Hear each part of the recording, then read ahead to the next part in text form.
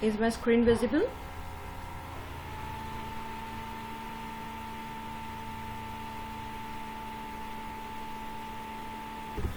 Yes, ma'am. Okay. Yes, ma'am. Now let us discuss the second application. It was electric field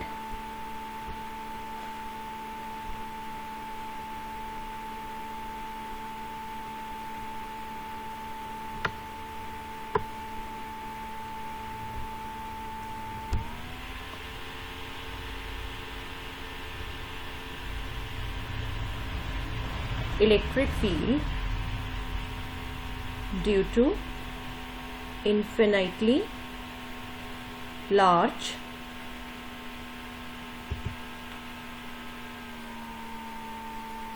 surface charge distribution.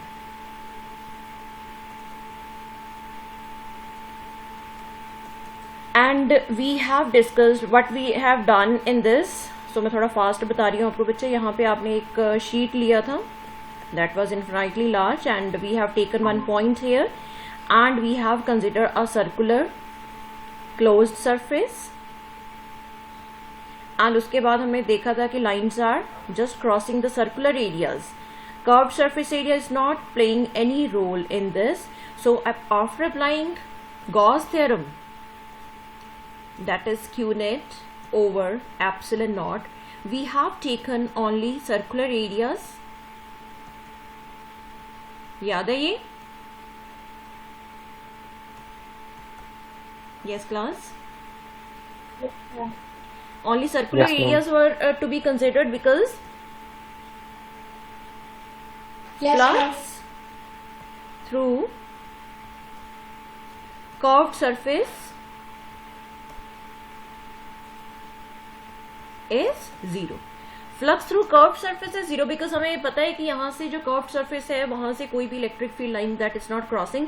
So we had considered only the circular areas and after considering this what we have done, we as electric field is constant at every point, so we took electric field outside and only circular areas we have considered ds, that was q net over epsilon naught. And this circular areas we have already considered what is the area of one circle, that is a. So two circles are there, so area would be 2a. So q net over epsilon naught. So electric field was q net over a to a epsilon naught, and we have replaced this q net over a with sigma. So electric field was sigma over 2 epsilon naught n cap, where n cap is away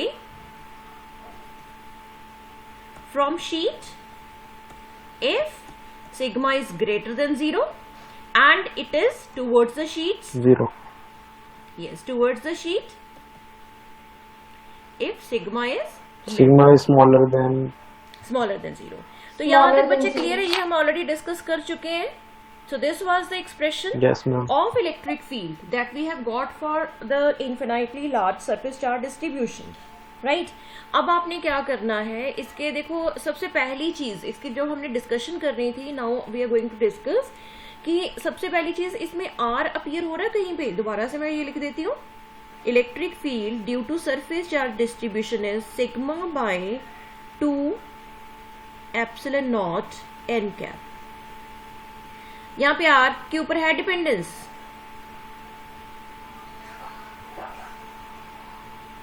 No, ma'am. तो ये क्या हो गया, ये तो independent of R हो गया.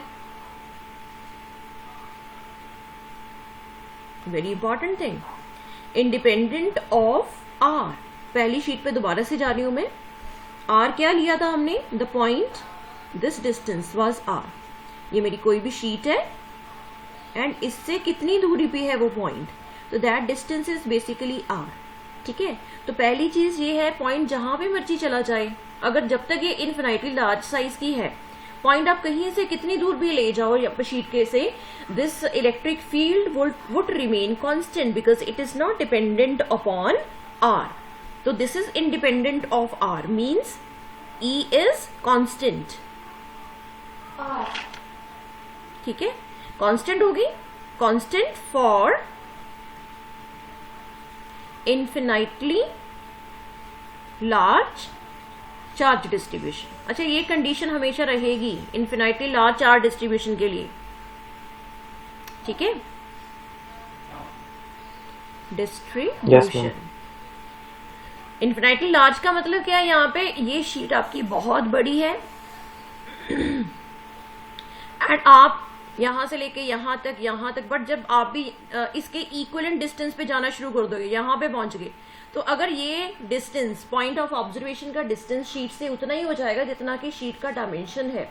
मैं कहूँ कि शीट का जो लेंथ है वो 1 मीटर है and breadth is also 1 meter and point of observation is also 1 meter, ठीक है। तो आप भी 1 मीटर पे खड़े हो and length breadth of sheet is also 1 meter, तो हम उसे इन्फिनाइटली लार्ज नहीं कह सकते, ठीक है। इन्फिनाइटली लार्ज कब होगा, when sheet dimensions are 1 meter and you are at 1 millimeter centimeter, इतनी सी दूरी पे हो कि आपको ये एंड्स ना दिखें, तो हम ये कहेंगे कि हाँ ये sheet infinitely large surface charge distribution है। Otherwise it is not. If you are able to see the ends, आप दूर चले जाओगे तो आपका पूरे का पूरा शीट दिखेगा, छोटा होता जाएगा ना जैसे जैसे दूर जाएंगे हम, ठीक है। तो इन्फिनाइटली लार्ज वाला कॉन्सेप्ट तभी है when you are very close to the sheet and the dimensions of sheet is very large as compared to the distance of point of observation from the sheet. Clear? Yes, Yes, ma'am. ma'am. Okay, अब इसका Yes, graph ma'am. भी plot करके देखते हैं। Graphical representation,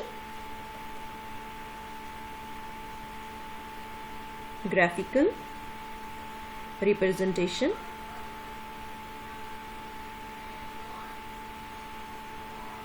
अब जो E है that is equal to sigma by 2 epsilon not N cap. तो हमने ग्राफ किस किस में प्लॉट करना है, हमने ग्राफ तो इलेक्ट्रिक फील्ड एंड आर के बीच में प्लॉट करना होता है। तो कोई बताएगा मुझे किस तरह का ग्राफ आएगा?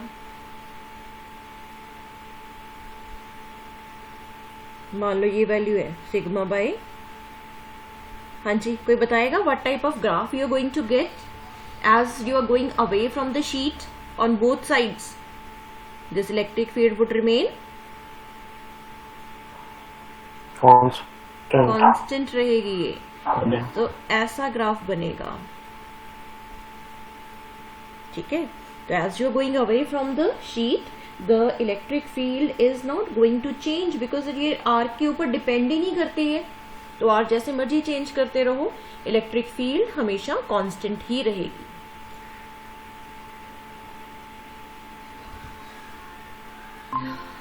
Clear?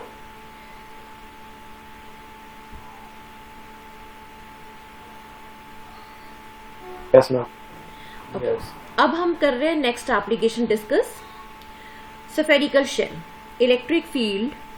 Third application we are going to discuss, very important again, electric field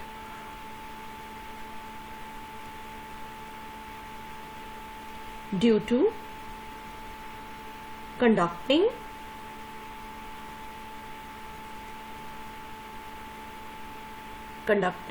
spherical shell or due to conducting uniformly charged spherical shell.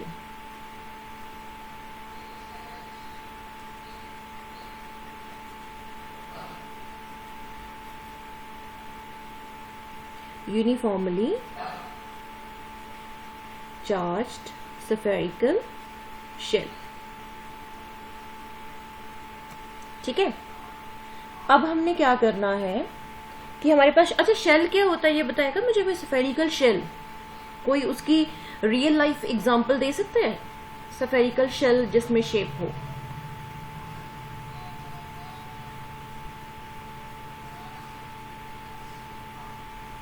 Yes class, I am asking something.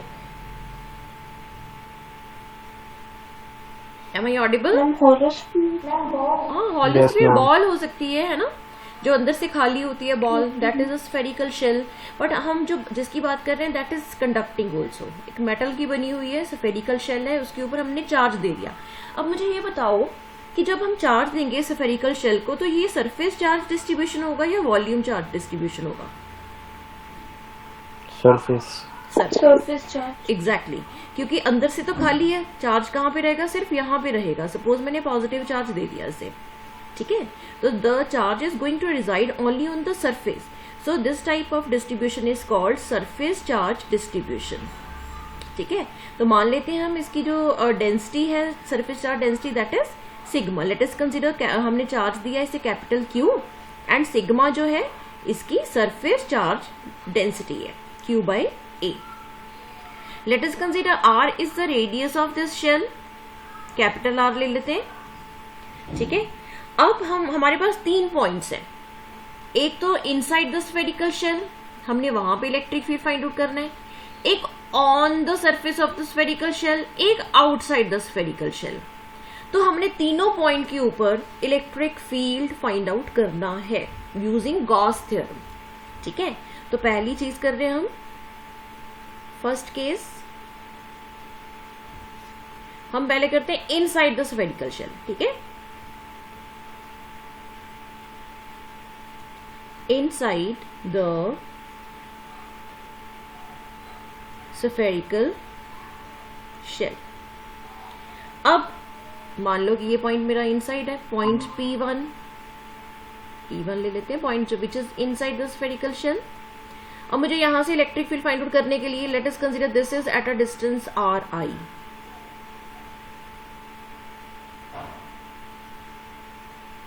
ठीक है, अब मुझे यहां पे इलेक्ट्रिक फील्ड फाइंड आउट करना है, तो क्या करूं, सबसे पहली कंडीशन क्या होती है, in order to apply Gauss theorem what is the basic condition?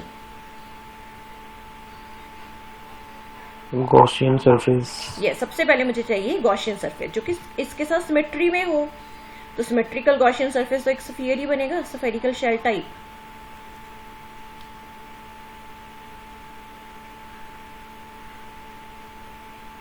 तो ये बन गई मेरी Gaussian surface of radius RI। जब हम इसका रेडियस RI लेंगे तो it is obviously passing through the point of observation. Now I am going to apply Gauss theorem, so now let us apply Gauss theorem.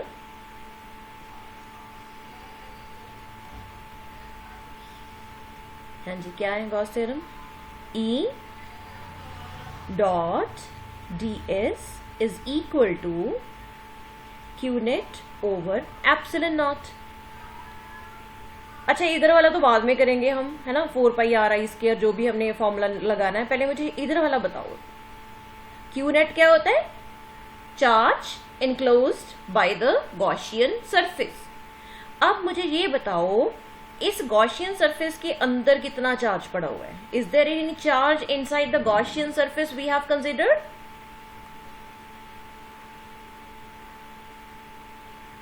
Yes class? Is there any charge inside the Gaussian surface? Ma'am आपकी आवाज नहीं आ रही। आवाज नहीं आ रही? Surface। यहाँ आ रही है। Yes? Can anybody tell me what is the charge contained by this Gaussian surface?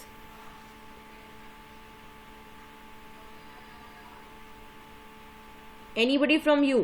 Can you see any charge inside the Gaussian surface?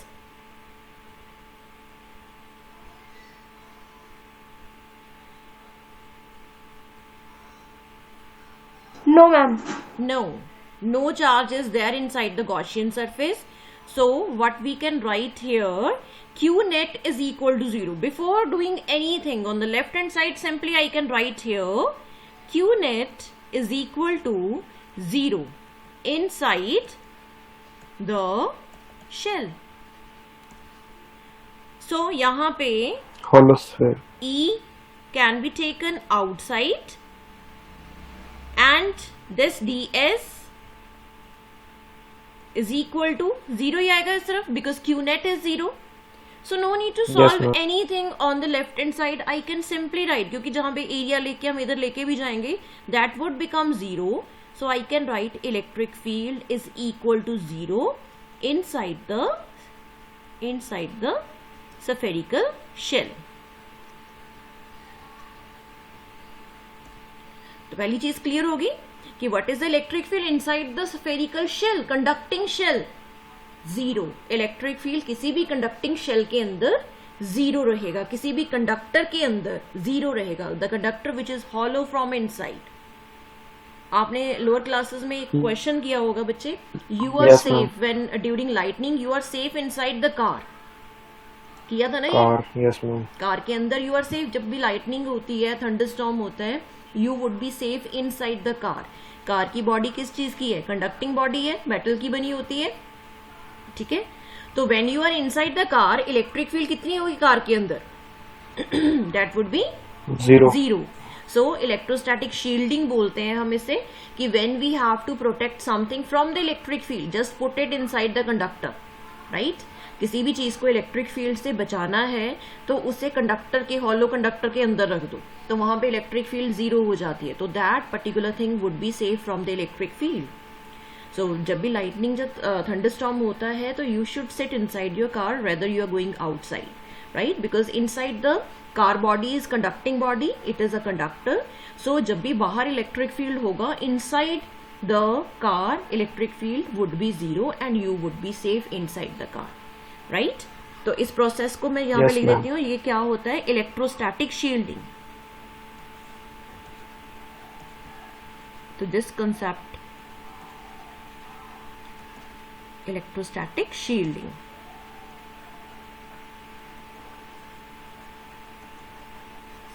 ठीक है. Okay, so now going to the next slide and let us find out the electric field outside the conductor. पहले outside करेंगे, फिर on the surface करेंगे. ये दोबारा से बना रही हूं मैं spherical shell of radius r and हमने इसे चार्ज दिया हुआ है Q.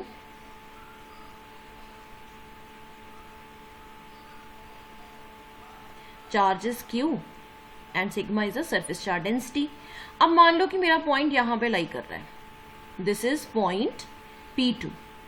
अब यहां पे लाई कर रहा है तो मुझे गॉसियन सरफेस यहीं से बनानी पड़ेगी, ठीक है. Let us consider this is at a distance small r from the centre of the conducting shell. तो मेरी अब ये गॉसियन सरफेस हो जाएगी, ठीक है. This is the Gaussian surface. जो फिर से लगाए Gauss theorem. So applying, point लिख लेते हैं आउटसाइड द शेल. करने से Yes ma'am. तो now we are going to find out the electric field outside the shell. Second is outside the shell. तो apply Gauss theorem for this.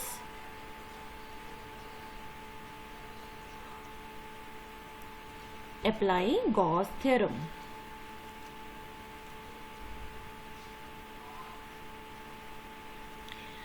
So Gauss theorem is what? This is E dot ds is equal to q net over epsilon naught.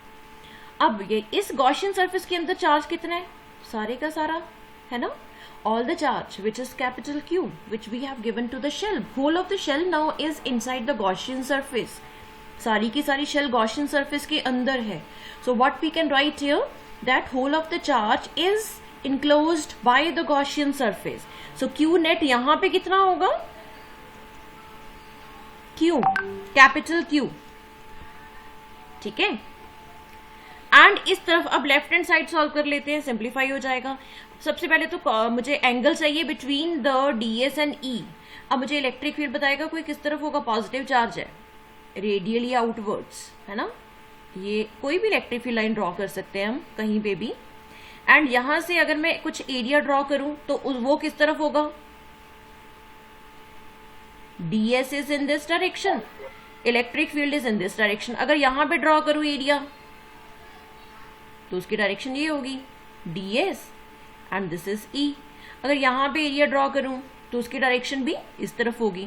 तो what we can write, what is the angle between E and ds?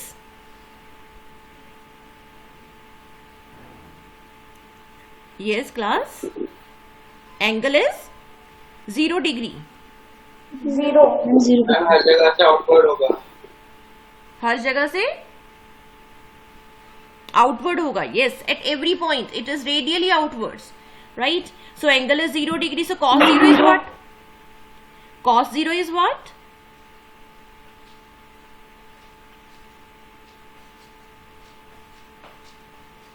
Cos 0 is 1.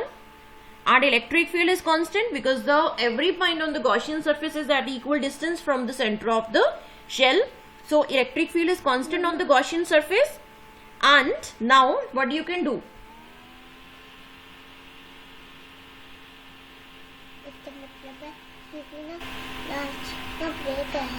Okay, do you have a break? Yes, class. Electric field we can take outside. Can you tell me what is this ds? ds is the total surface area of the Gaussian surface. Can you tell me what is the surface area of a sphere? Spherical Gaussian surface. So what is the surface area of the sphere? That would be 4 pi r square. r 4 pi square. r square. Yes, q by epsilon naught. So we have solved it. We need to find out electric field. So electric field कितना आ जाएगा? Q over 4 pi epsilon naught r square. And this can be written as 1 by 4 pi epsilon naught q by r square. And what is this? इसको हम कैसे लिखते हैं? अपनी convenience के लिए, अपनी कन्वीनियंस पे आ जाओ फिर से. E is k q over r square. Where k की value, what is the value of k?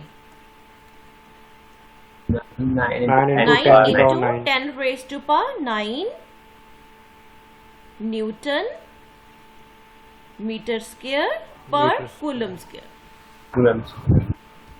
ठीक है, तो ये आ गया हमारे पास electric field of spherical shell when the point is lying outside the shell. तो यहाँ पे एन कैप लिख लेते हैं.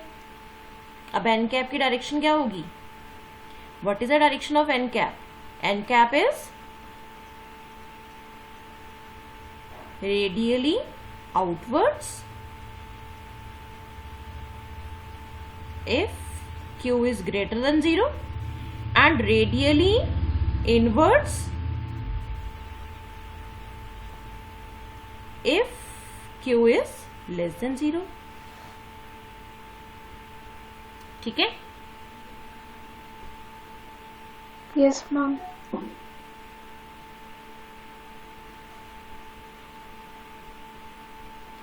थर्ड पॉइंट करें इसका last.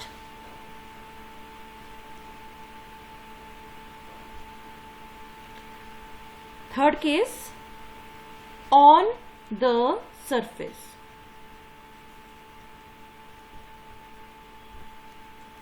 On the surface of shell. अब शेल की सरफेस के ऊपर आ जा रहे हैं हम. वही शेल दोबारा से ड्रॉ कर रही हूं. Radius is R. ठीक है. अच्छा, लास्ट में मुझे जाना पड़ेगा. अगर सपोज करो this point P is lying on the surface of the shell, so small r किसके इक्वल हो जाएगा?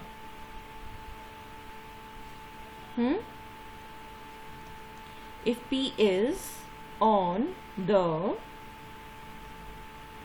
Surface of shell, last case में आर किसके इक्वल हो जाएगा? कैपिटल आर के equal.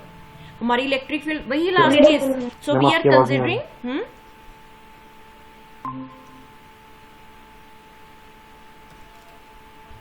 somebody wants to join.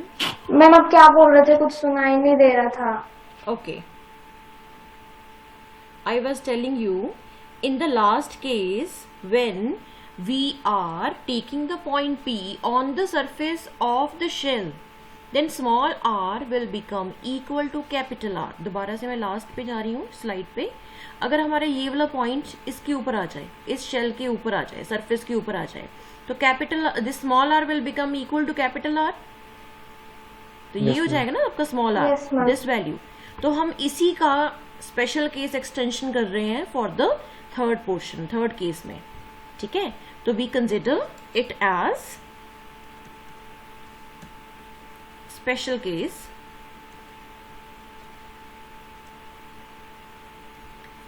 case when point was outside.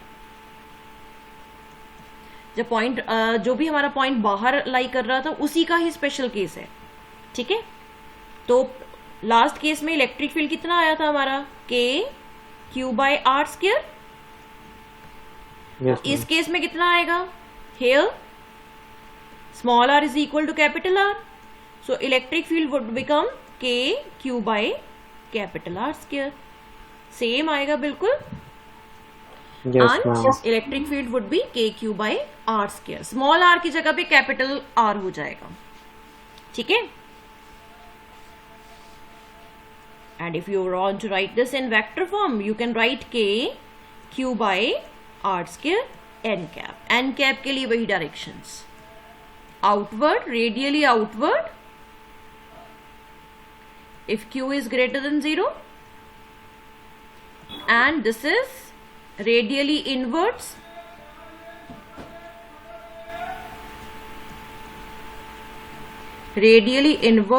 if q is less than 0.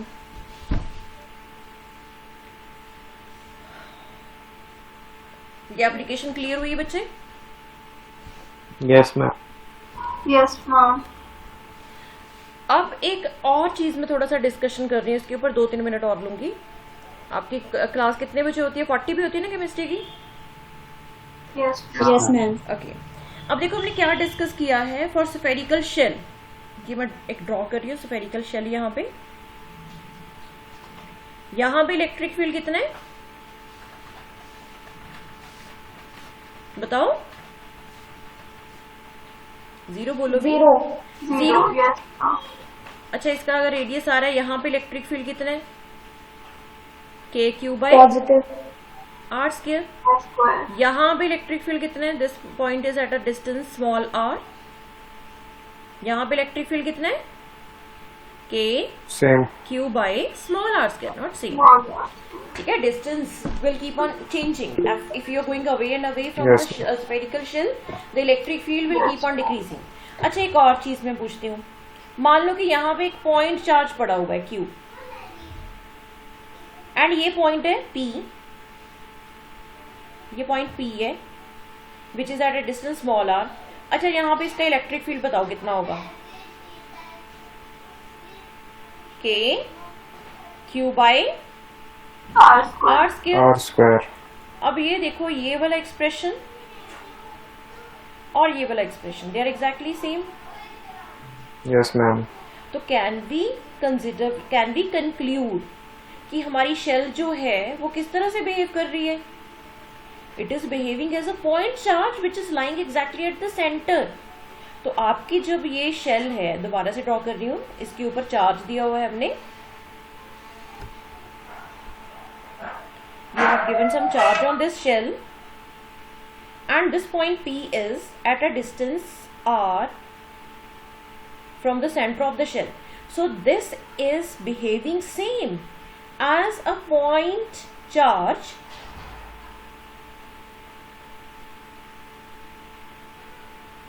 ये shell एक पॉइंट चार्ज की तरह बिहेव कर रही है जो कि अपने सेंटर पे रखा हुआ है, ठीक है।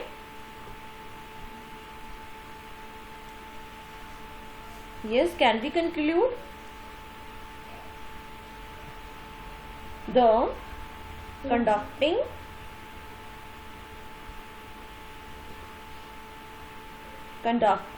uniformly charged spherical shell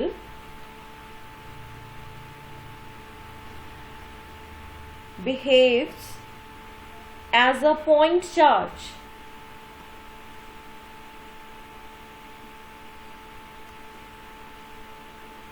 lying at the center of the shell कब? for a point outside the shell। तीनों केसेस के लिए नहीं, सिर्फ किस पॉइंट के लिए? The point which is lying outside the shell. उस पॉइंट के केस में, थर्ड केस में ही ये एक पॉइंट चार्ज की तरह बिहेव करेगी। क्लियर है ये? Yes, ma'am. अब इसका Yes, केमिकल ma'am. रिप्रेजेंटेशन कर लेते हैं लास्ट। ग्राफिकल रिप्रेजेंटेशन करते हैं।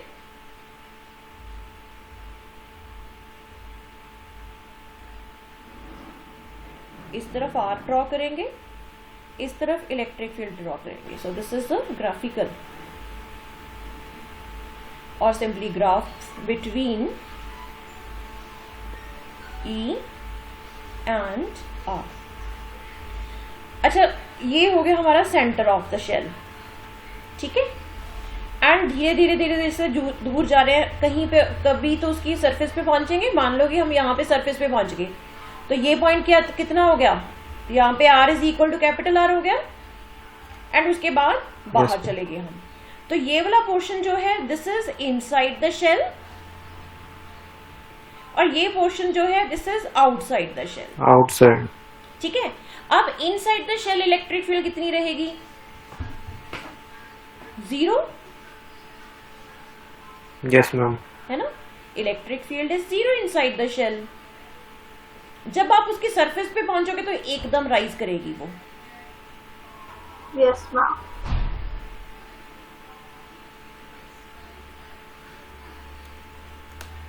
एकदम इसने राइज करना है।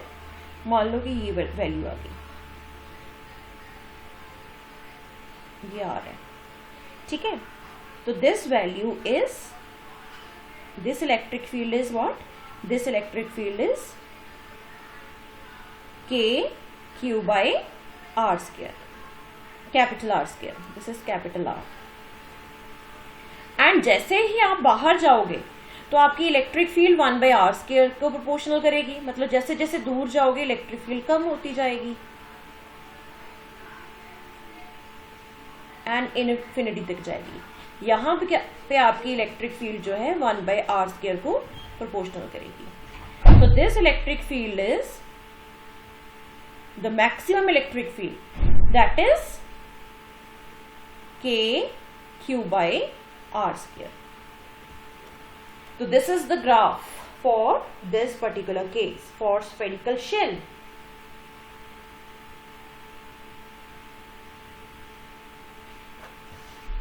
Any doubt, बच्चे? No, ma'am. No. ma'am.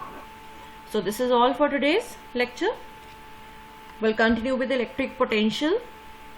उसका आपने वीडियो अच्छे से देख लेना बच्चे, उसके डाउट्स ही क्लियर करेंगे, थोड़ा फास्टर करूंगी मैं, ठीक है। Okay, ma'am. Yes, ma'am. And Thank you. tomorrow most probably we would be having our class at 7:20.